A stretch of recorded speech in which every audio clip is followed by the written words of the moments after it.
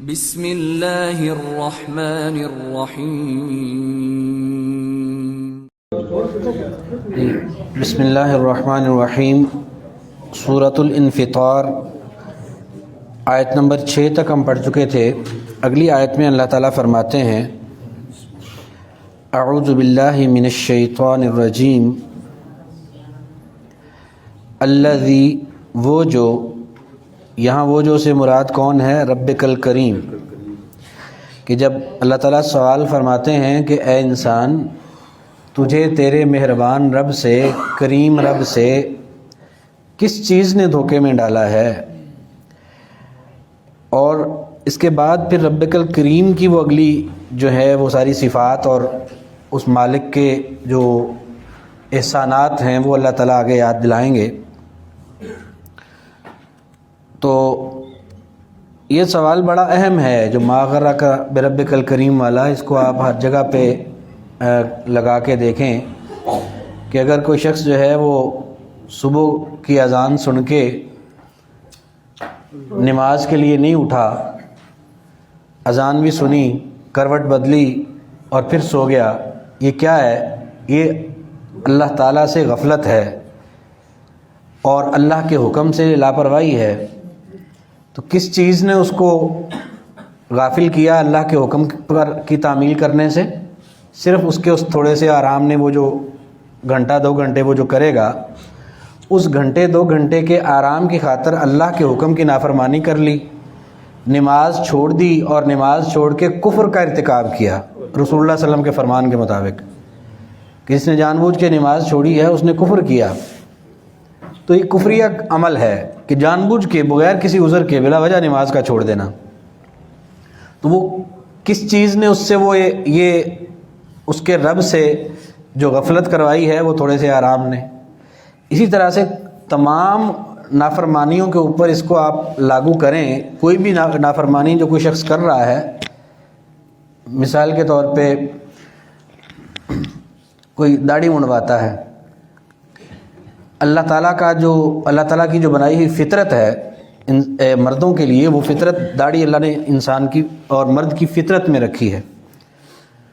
اب وہ جو منڈوانے والا ہے، اور رسول اللہ صلی اللہ علیہ وسلم کا یہ حکم بھی ہے، اللہ کے رسول کا یہ حکم ہے، اب وہ جو منڈوانے والا اس حکم کی خلاف ورزی جانتے بوجھتے کر رہا ہے، اس کو کس چیز نے غافل کیا ہے؟ صرف دنیا میں اپنے آپ کو قابل قبول بنانے کے لیے کہ دنیا مجھے اچھا جانے گی۔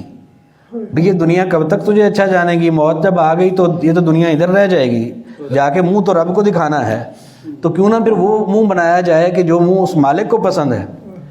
تو یعنی ہم ہر نافرمانی میں صرف مثال عرض کی ہے، ہر نافرمانی پر ہم سوچیں کہ وہ جو نافرمانی ہم اللہ اور اس کے رسول کے حکم کی کر رہے ہیں، وہ اس سے ملنا کیا ہے؟ وہ کیا چیز ہے جس نے ہمیں اپنے رب سے غافل کیا ہے یا دھوکے میں ڈال دیا ہے؟ تو وہ چیز کیا ہے؟ وہ ہر چیز آپ کو بہت معمولی لگے گی کہ جو ہم اللہ کی رحمت کو چھوڑ کر، اللہ کی رضا کو چھوڑ کر جو چیز حاصل کر رہے ہیں اس نافرمانی کے ذریعے سے، وہ تو بہت معمولی اور بیکار ہے۔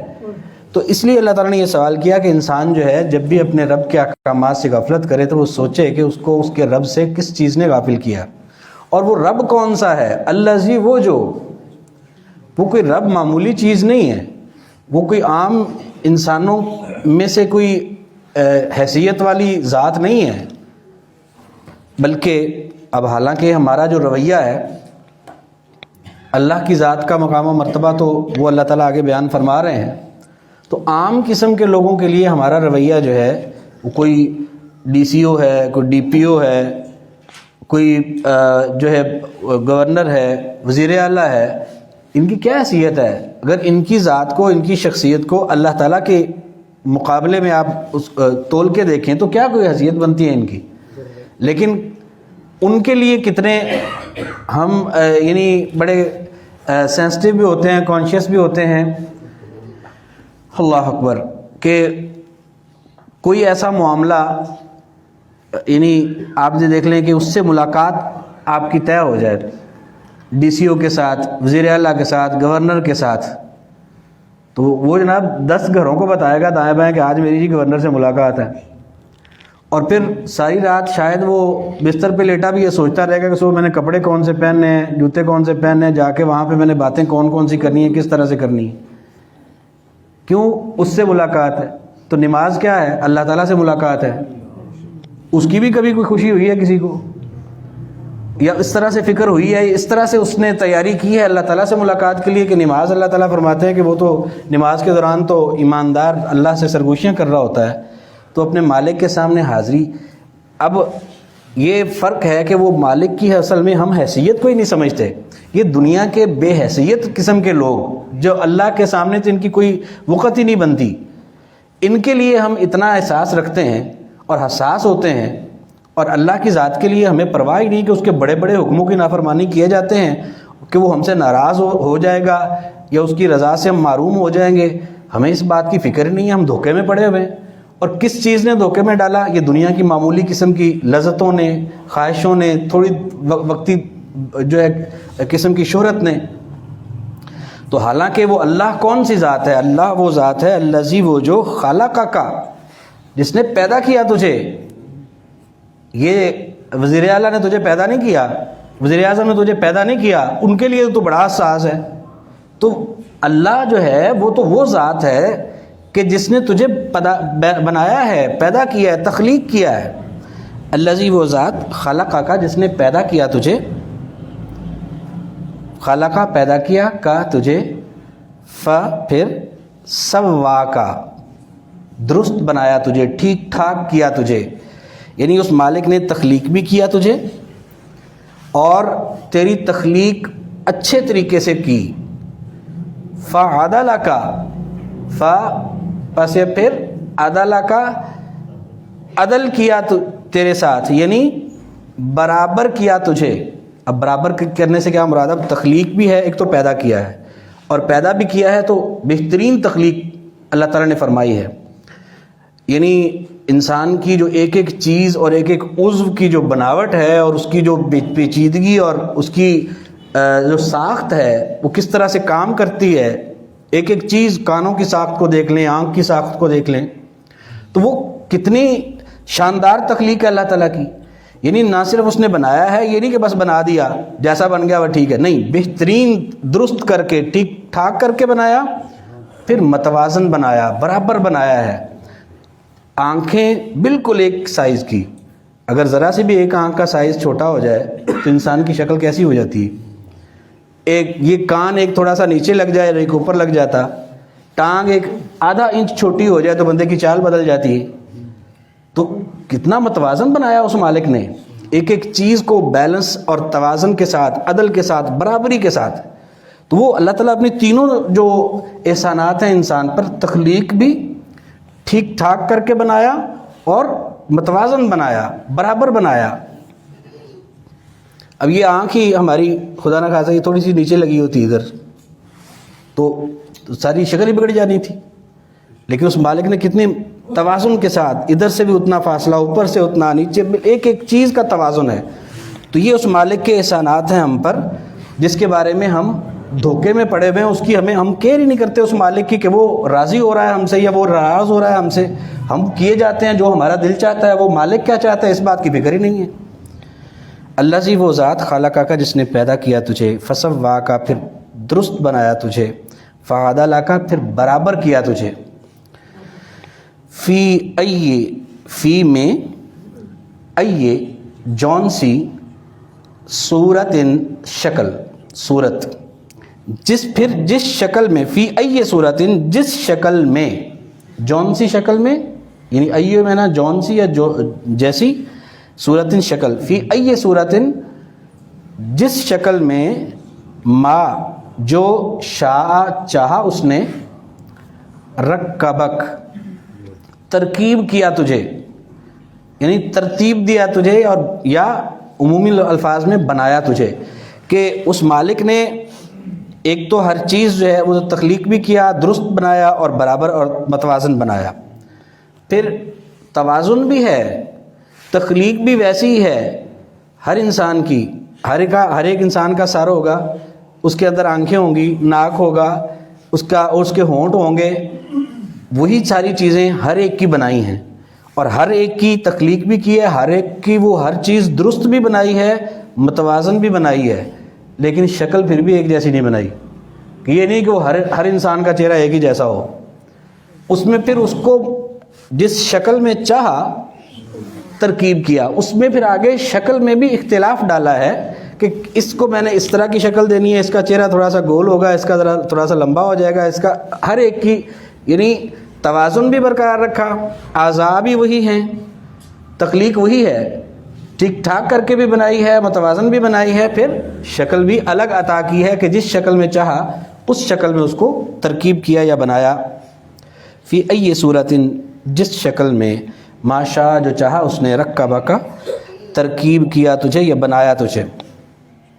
کلا ہرگز نہیں، مطلب کیا کہ حقائق تو یہی ہیں مگر تم ان حقائق کو سمجھتے نہیں، اللہ کی اس عظمت کو، اس مالک کی ان قدرتوں کے نتیجے میں جس طرح سے تجھے ان کی پہچان ہونی چاہیے تھی، تم لوگوں نے اس کی پہچان کی نہیں ہے۔